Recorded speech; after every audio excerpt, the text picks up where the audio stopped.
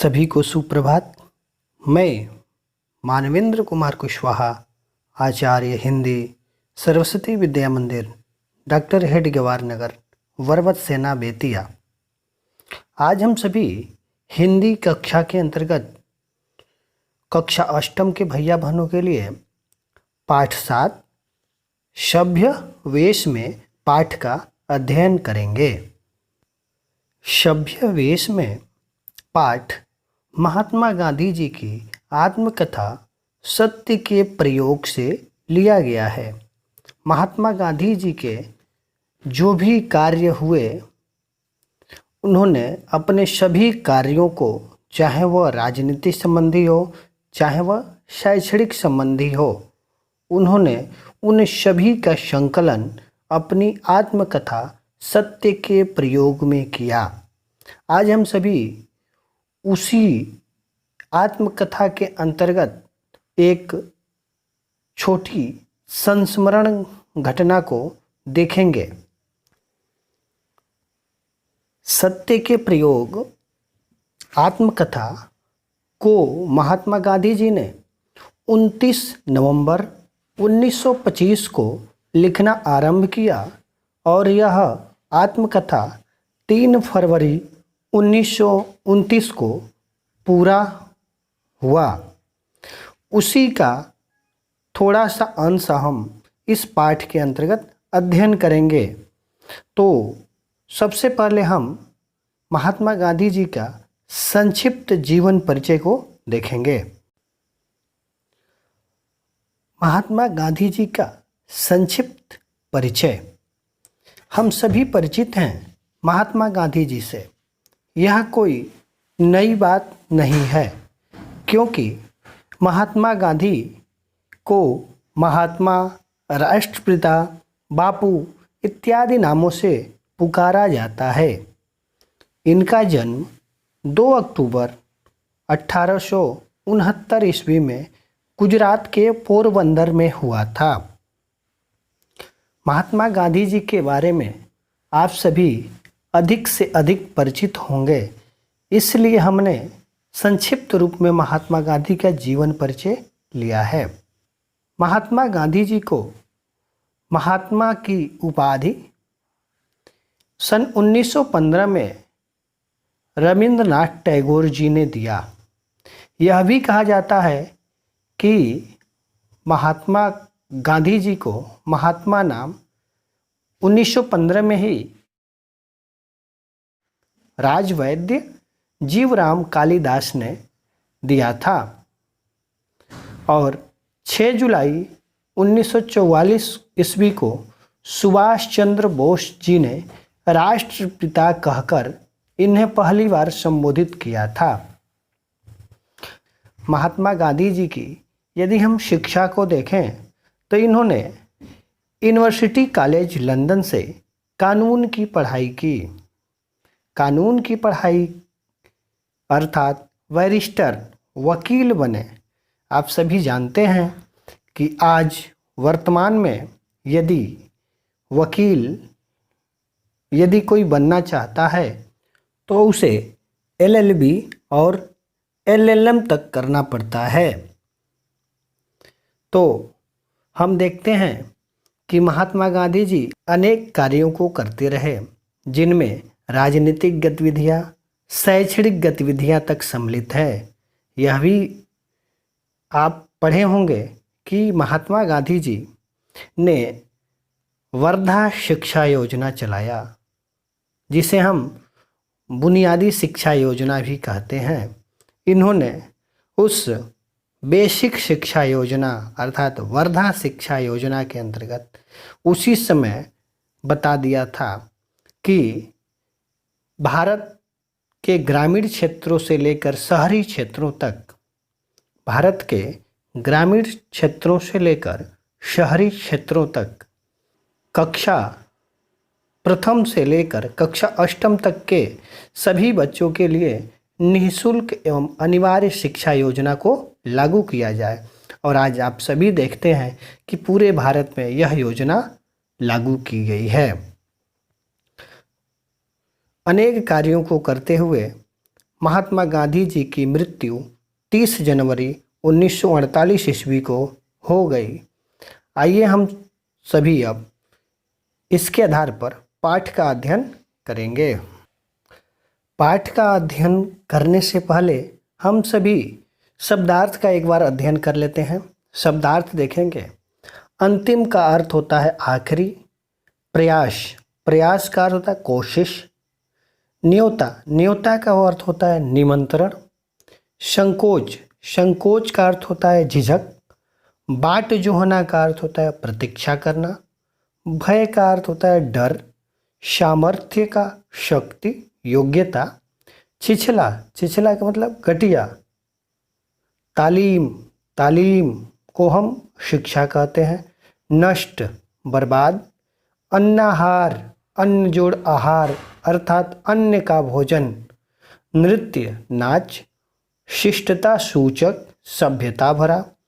आकर्षक, सुंदर आकर्षित करने वाली। सदाचार, सदजोड़ आचार अर्थात अच्छा व्यवहार। स्वच्छंद, स्वच्छंद का अर्थ होता है बंधन मुक्त या पूरी तरह स्वतंत्र। अब हम पाठ को देखेंगे सभ्य वेश में। अब इस नाम से ही हम परिचित हो जाएंगे। सभ्य वेश में, सभ्य का अर्थ होता है जो सभी गुणों से परिपूर्ण मानव हो, उसे हम सभ्य कहेंगे। चाहे वह शैक्षणिक दृष्टि में सफल हो, शारीरिक वेशभूषा में हो, रहन सहन में हो, रीति रिवाज में हो, संस्कृति में हो, आचार व्यवहार में हो, वह सभी रूपों से यदि परिपूर्ण होगा तभी हम उसे सभ्य कहेंगे। और वेश, वेश का अर्थ होता है ड्रेस, जो हम पहनते हैं। तो सभ्य वेश में, तो यहाँ पे पाठ का जो शीर्षक है वह है सभ्य वेश में अर्थात सुंदर वेश में, सुंदर ड्रेस में, जिससे हम अच्छे से अच्छे लगे। अब देखते हैं, कहा जाता है कि व्यक्तित्व में जो आपका वेश होता है अर्थात ड्रेस होता है, वह आपकी व्यक्तित्व को बहुत ही सुंदर और सजीदा बना देता है। आपका व्यक्तित्व आपके पहनने वाले वेश पर निर्भर करता है कि आपकी सोच कैसी है, आपका व्यवहार कैसा है, आपकी रहन सहन कैसी है। सब कुछ आपके वेश पर निर्भर करता है। तो हम आइए पाठ का अध्ययन करते हैं। यहाँ पर पाठ का कुछ सारांश दिया गया है, उसे हम देखते हैं। गांधी जी ने अपने सारे कार्यों को सत्य के प्रयोग का नाम दिया है। अर्थात गांधी जी ने जो भी अपने कार्य किए उन्होंने उसे सत्य के प्रयोग के नाम से सत्य का प्रयोग नाम दिया। यह अंश उसी से अवतरित है। यह जो पाठ लिया गया है उनकी आत्मकथा सत्य के प्रयोग का एक अंश है, एक छोटा टुकड़ा है। गांधी जी भी कुछ क्षणिक दुर्बलताओं के शिकार हुए। गांधी जी के बारे में बताया गया है कि उन्होंने अपनी आत्मकथा में बताया है कि कुछ क्षण के लिए भी वह भी इन सभी दुर्बलताओं के शिकार हुए, चाहे वह शारीरिक वेश पहनावा हो, खान पान हो, रहन सहन हो। इसी पर उन्होंने बताया हुआ है कि मैं जब विदेशों में था तो उस समय किस प्रकार भारतीयों को कैसी नज़रों से देखा जाता था। तो उसी को पाठ में उन्होंने पाठ में बताया है। उसी के द्वारा हम आम चीज़ों का अध्ययन करेंगे।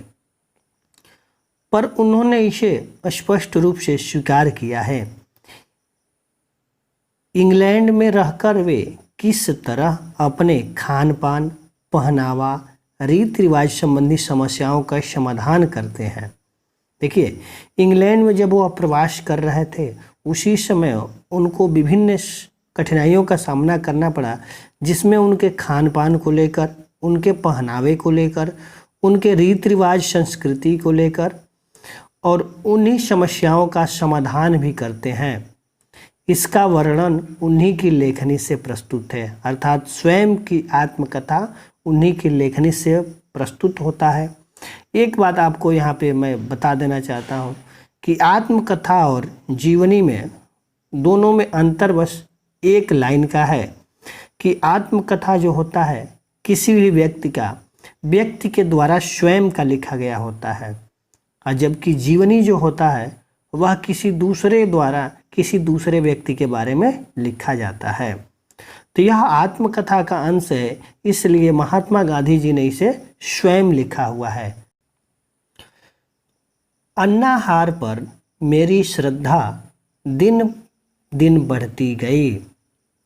अन्नाहार का अर्थ अभी हम लोगों ने शब्दार्थ में देखा कि अन्न जोड़ आहार अर्थात अन्न का भोजन। इस पर इनकी श्रद्धा जो था, स्नेह जो था, प्रेम जो था, वह दिन प्रतिदिन अर्थात हर एक दिन बढ़ती गई। शाल्ट की किताब से आहार के विषय में पढ़ने की भूख तेज हो गई। एक अंग्रेजी विद्वान थे शाल्ट, उनकी किताब में आहार के विषय में बताया गया है कि भोजन किस प्रकार करना चाहिए और कैसा करना चाहिए।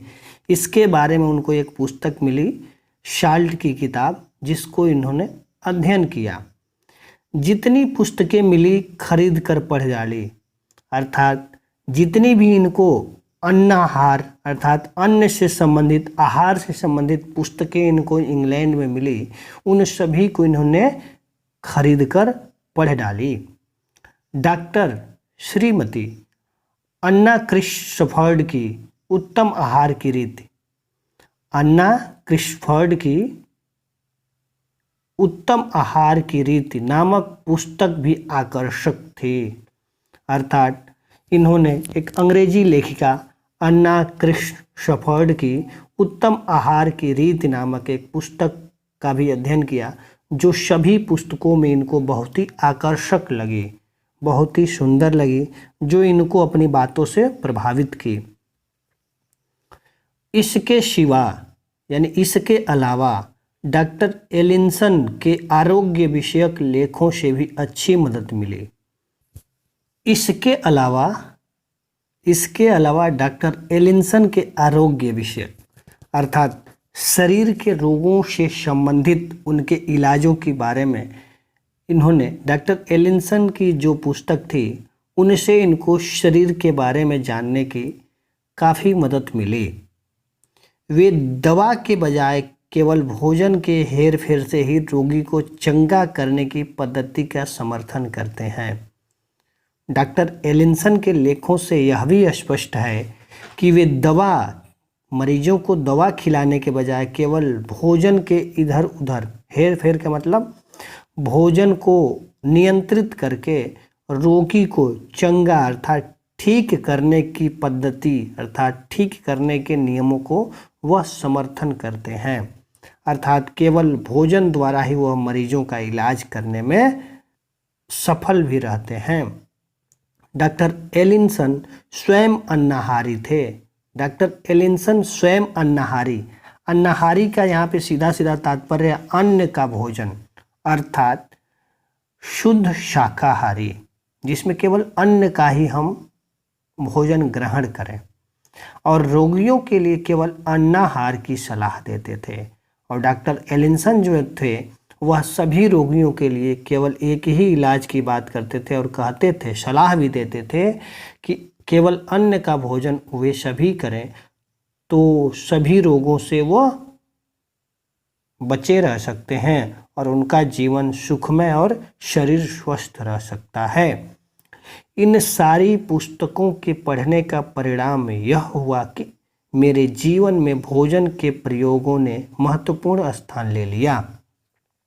इन सभी पुस्तकों के पढ़ने का परिणाम यह हुआ महात्मा गांधी के अंदर कि इनके जीवन में भोजन के प्रयोग ने महत्वपूर्ण स्थान ले लिया।